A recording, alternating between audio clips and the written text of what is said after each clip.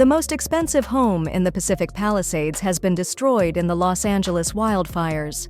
The 18-bedroom mansion, which featured sweeping views out to the Pacific Ocean, was worth an eye-popping $125 million per the Daily Mail, who first reported on its incineration. The megamansion, which is owned by Luminar Technologies boss Austin Russell, 29, was on the market to rent for $450,000 per month when the blaze broke out. The property was featured on the 4th season of the hit HBO show In Succession in 2023, serving as a luxury pad occupied by the fictional Roy siblings.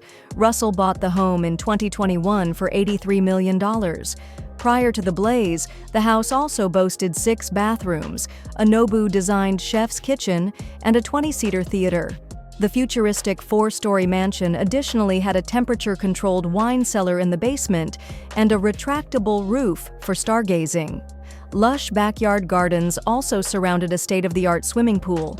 The backyard was the backdrop for various scenes featuring Roy siblings Kendall, Jeremy Strong, Roman, Kieran Culkin, and Shiv, Sarah Snook.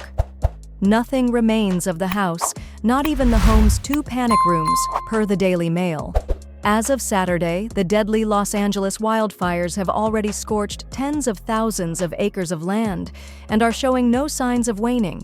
The death toll currently stands at 1, with authorities now deploying arson investigators to the Pacific Palisades to determine the origin of that blaze.